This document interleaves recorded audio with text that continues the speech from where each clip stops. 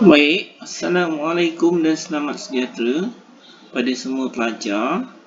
Hari ini kita meneruskan pembelajaran kita. Jika sebelum ni kita belajar dalam bab 4, kita dah selesaikan pembelajaran bab 4 dalam talian.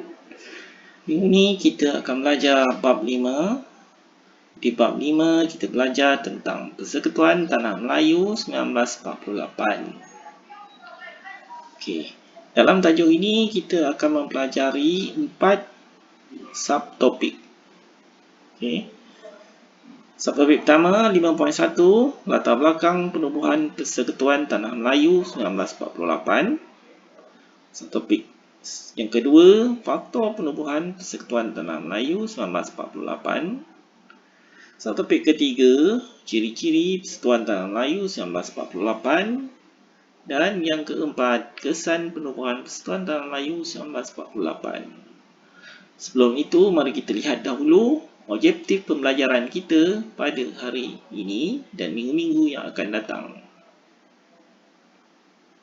Jadi inilah objektif pembelajaran kita, yang mana pelajar seharusnya boleh memerihalkan latar belakang penubuhan Persekutuan Tanah Melayu 1948. Yang kedua, menerangkan faktor-faktor penubuhan Persekutuan Tanah Melayu 1948. Yang ketiga, menjelaskan ciri-ciri Persekutuan Tanah Melayu 1948. Yang keempat, menilai kesan penubuhan Persekutuan Tanah Melayu 1948. Subtopik pertama, latar belakang penubuhan Persekutuan Tanah Melayu 1948. Persekutuan Tanah Melayu 1948 telah dikenalkan untuk menggantikan Malayan Union pada tahun 1946. Apa yang dimaksudkan dengan persekutuan? Persekutuan merupakan gabungan beberapa buah negeri di bawah satu unit pentadbiran. Pentadbiran Kerajaan Persekutuan terbahagi kepada dua, iaitu Kerajaan Pusat dan Negeri. Satu jawatan kuasa kerja telah dibentuk untuk merangka Perjanjian Persekutuan Tanah Melayu bagi menggantikan Malayan Union. Walau bagaimanapun, terdapat golongan yang mencadangkan perlembagaan alternatif, iaitu perlembagaan rakyat. Mari kita lihat dahulu apa itu jawatan kuasa kerja yang dipertanggungjawabkan untuk merangka Perjanjian Persekutuan Tanah Melayu 1948. Jawatan kuasa kerja, ia bermatlamat untuk membincangkan asas Perjanjian Persekutuan Tanah Melayu 1948. Ahli-ahlinya terdiri daripada Wakil Raja Melayu, Wakil UMNO dan Wakil Kerajaan British. Selepas perbincangan dalam jawatan kuasa kerja, mereka mencadangkan supaya Tanah Melayu menyatukan semua negeri-negeri Melayu di bawah satu pentadbiran dan termasuk dua buah negeri selat. Jadi di sini Singapura tidak termasuk dalam Persekutuan Tanah Melayu. Yang kedua, memulihkan kedudukan dan kedaulatan Raja-Raja Melayu. Cadangan yang ketiga, menjaga kedudukan istimewa orang Melayu dan kepentingan sah kaum lain. Cadangan yang keempat, menubuhkan Dewan Perundangan Negeri bagi setiap negeri. Dan cadangan yang kelima, mengenakan syarat kewarganegaraan yang ketat.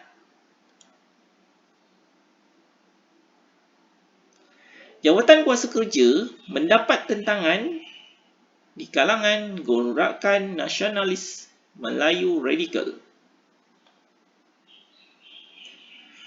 Mereka membidas British kerana menjalankan perundingan secara tertutup dengan UMNO sahaja.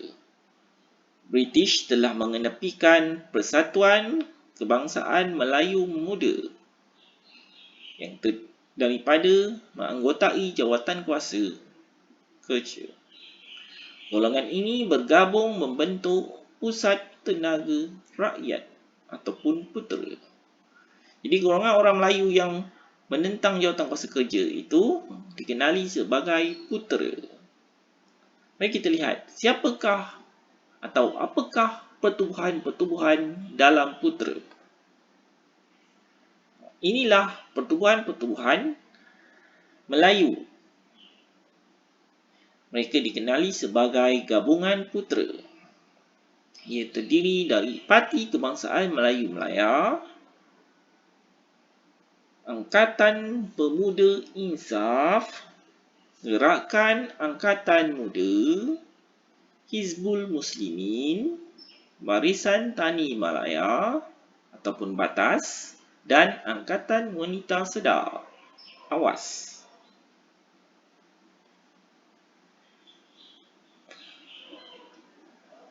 Kemudian, putera telah bergabung dengan AMCJA yang dikenali sebagai Gabungan Putera AMCJA. AMCJA ditubuhkan oleh golongan bukan Melayu. Ia dipromosikan oleh Tan Cheng Lock. Menurut pandangan AMCJA, mereka menganggap British tertunduk kepada tuntutan UMNO. Mereka menganggap jawatan kerja tidak demokratik. AMCJA telah bergabung dengan putera. Gabungan ini, tindakan kumpulan AMCJA dan putera ini telah menolak perjanjian persekutuan tanah Melayu. AMCJA membantah kerana jawatan kuasa kerja tidak mempunyai wakil bukan Melayu. Mereka menganggap perlembagaan persekutuan tidak demokratik, mengukuhkan kedudukan British dan bersifat perkauman. Pada 1 Julai 1947, cadangan perlembagaan yang disemak oleh jawatan kuasa kerja telah diumumkan kepada orang ramai. Gabungan putera AMCJA menentang cadangan perlembagaan secara terbuka. Mari kita lihat apakah cadangan-cadangan yang dikemukakan oleh gabungan putera AMCJA. Okay. Sebelum itu, kita lihat dahulu apakah sebab-sebab putera dan AMCJA menentang Perjanjian Persekutuan 1948. Antara sebab penentangan ialah kerana jawatan kuasa kerja hanya diwakili oleh UMNO, Raja-Raja Melayu dan British. Mereka mencadangkan Perlembagaan Rakyat sebagai alternatif kepada Perjanjian Persekutuan 1948. Antara cadangan-cadangan dalam putera ialah putera mencadangkan kedudukan bahasa Melayu, pertahanan dan hal luar negeri,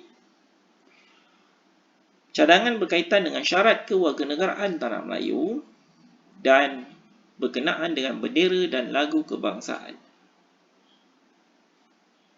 AMCJA pula mencadangkan perkara-perkara berkaitan dengan penyatuan tanah Melayu dengan Singapura. Mereka mencadangkan sebuah kerajaan pusat yang kuat, Raja-Raja Melayu sebagai raja berperlembagaan, kemajuan politik dan ekonomi orang Melayu, adat istiadat dan agama Islam, dan juga berkaitan syarat-syarat kewarganegaraan. Mari kita lihat apakah cadangan-cadangan tadi telah letakkan di dalam Perlembagaan Rakyat. Inilah Perlembagaan Rakyat yang dicadangkan oleh gabungan AMCJA Putera.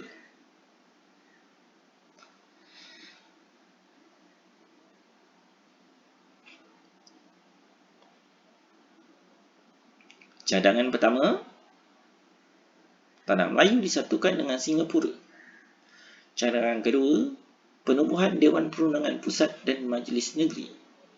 Cadangan ketiga, kewarganegaraan yang sama bagi semua orang yang menganggap tanah Melayu sebagai tempat tinggal tetap. Cadangan keempat, Raja-Raja Melayu sebagai raja berperlembagaan.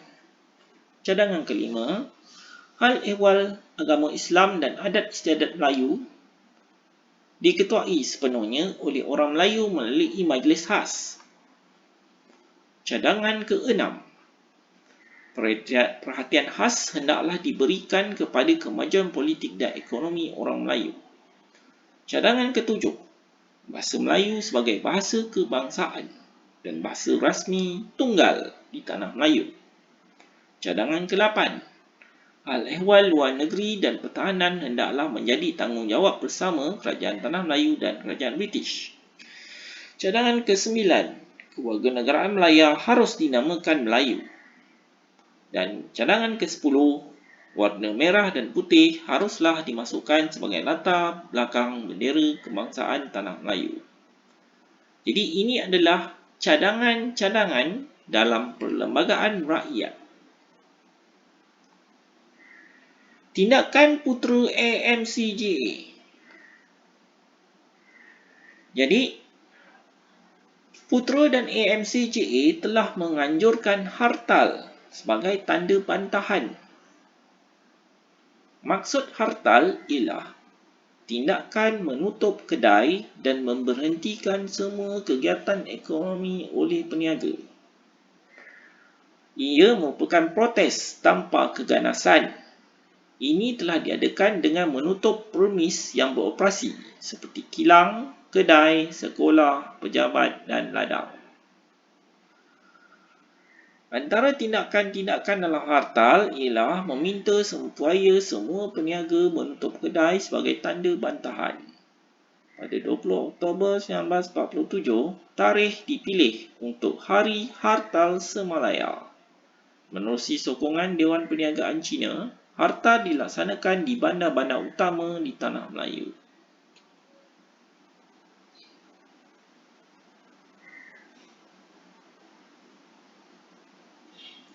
Jadi apakah sumbangan nasionalis Melayu yang bersifat radikal ini?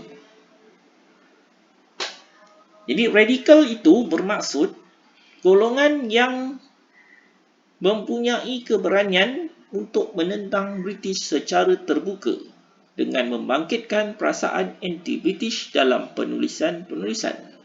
Contohnya Ahmad Bustaman dalam buku The Testament Politik. Api mengatakan dengan tegas bahawa mereka menentang British kerana British menindas golongan nasionalis Melayu yang radikal. Golongan ini terpaksa berhadapan dengan pelbagai bentuk penindasan. Antara pertubuhan-pertubuhannya adalah seperti PKMM yang mempunyai keahlian yang ramai sehingga dianggarkan pada tahun 1947 mempunyai keahlian 53,000 orang.